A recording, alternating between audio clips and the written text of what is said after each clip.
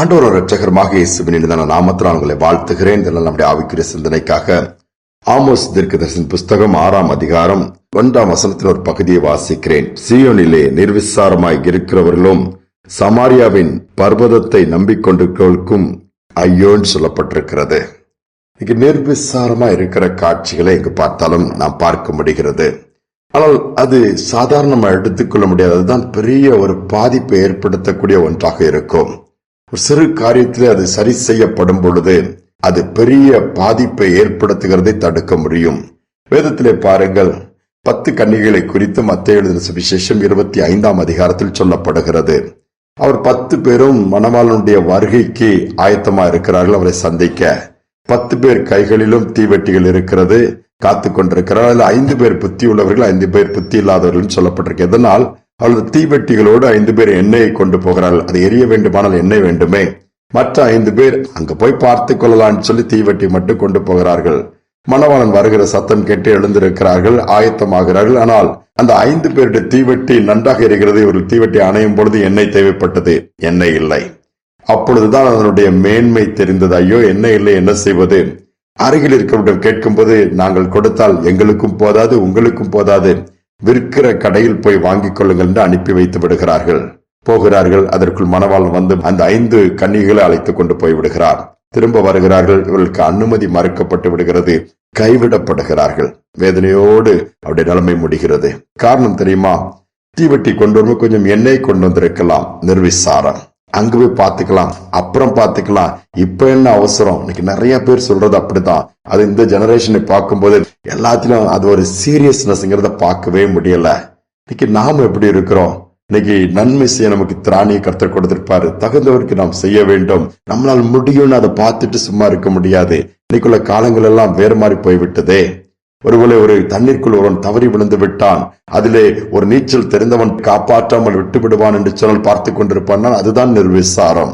என்ன சொல்ல போனால், இந்த விபத்துகள் நடக்கும் போதெல்லாம் என்று பார்க்கணும். நம்மளால் முடிந்த உதவி உட்கார்ந்து போட்டோ எடுத்துட்டு இருப்பாங்க, வீடியோ எடுத்துட்டு இருப்பாங்க, செல்ஃபி எடுத்துட்டு இருப்பாங்க.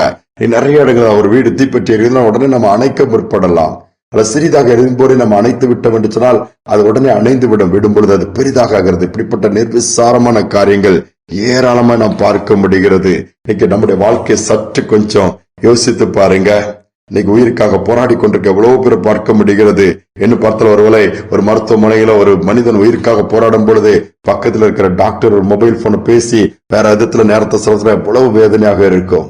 அப்படி அல்ல, கடைசி நாட்கள் வந்துட்டு எங்கு பார்த்தாலும் யுத்தங்கள், போராட்டங்கள், அழிவுகள், விபத்துகள், ஆபத்துகள் சொல்லிக்கொண்டே போகலாம். நாமும் நிர்விசாரமாய் அலட்சியமாயிராமல் கவனமாய் இருக்கும்படி ஆண்டவர் எதிர்பார்க்கிறார். கல்கத்தா பட்டணத்துல போகும்போது தெருக்கள் ஓரங்களும் அங்கு போகும் வயதானவர்கள், கைவிடப்பட்டவர்கள், பசியிலும் பட்டினியிலும் வேதனையிலும் குஷ்டரோகத்திலும் வியாதியிலும் கிடக்கிற கூட்டங்கள் ஏராளமா இருக்கிறதை அன்னை தெரசா பாக்குறாங்க. பாருங்க, அவங்க பார்த்தோன்னா சும்மா இருக்க முடியவில்லை.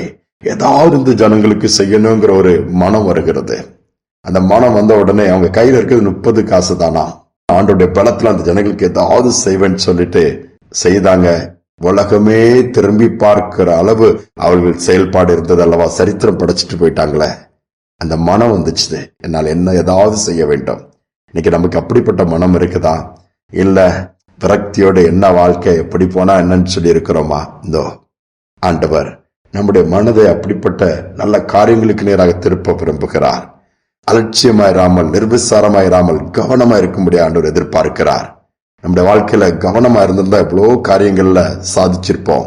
நல்ல பொறுமையா இருந்தோமானா, அல்லது நிர்விசாரமா இல்லாம அலட்சியப்படுத்தாம நம்முடைய காரியங்களை குறித்து இன்னும் பொறுப்பா இருந்தோமானா இன்னும் எவ்வளவு உயரம் போயிருக்க முடியும்.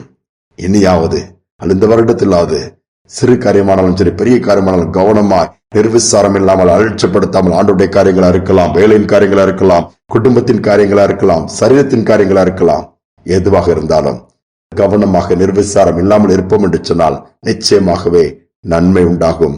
நன்மை செய்கிறவர்களாய் மாறுவோம், என்னுமாய் உயர்வை எட்டுவோம். ஜெபிப்போம். அன்பின் தகப்பனே, இந்த புதிய நாளுக்காக நன்றி செலுத்துகிறோம். அநேக நேரத்தில் நாங்களும் நிர்விசாரமா எங்கள் நாட்களை வீணாக்குகிறோம், காலங்களை வீணாக்குறோம், கிடைக்கிற வாய்ப்புகளை நழுவ விடுகிறோம், உதவி செய்ய மறுக்கிறோம். எங்க மனம் இறக்கம் படுவதற்கு வராமல் போய் விடுகிறது. அப்படிப்பட்ட நிலைமை மாறி எங்களுடைய மனம் உண்மை போல ஆண்டவரை நன்மை செய்யத்தக்கதாய், எல்லாவற்றிலும் கவனமா இருக்கத்தக்கதாய், ஆயத்தமா இருக்கத்தக்கதாய், பொறுமையா இருக்கத்தக்கதாய், பொறுப்பா இருக்கத்தக்கக்கூடிய பாக்கியத்தை தாங்க. கவனமின்மையினால், நிர்விசாரத்தினால், அலட்சியத்தினால் பாதிப்புகளை சந்திக்கிற குடும்பங்கள், பிள்ளைகள் இன்னைக்கு ஏராளம் அப்பா. படிப்பின் காரியங்கள்ல படிக்கிற நாட்கள்ல இன்னைக்கு அநேக பிள்ளைகள் கவனம் செலுத்துவதில்லை. உலகத்தின் காரியங்களும் மற்ற காரியங்களும் செலவழித்து பின்பு வேலை இழந்து, வேலை கிடைக்காமல் இன்னும் நிறைய இழப்புகளை சந்திக்கிறாங்க. நிலைமை மாறட்டும்.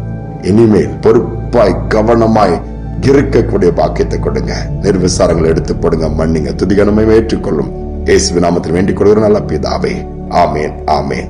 நிர்விசாரங்களை, அலட்சியங்களை அகற்றுவோம்.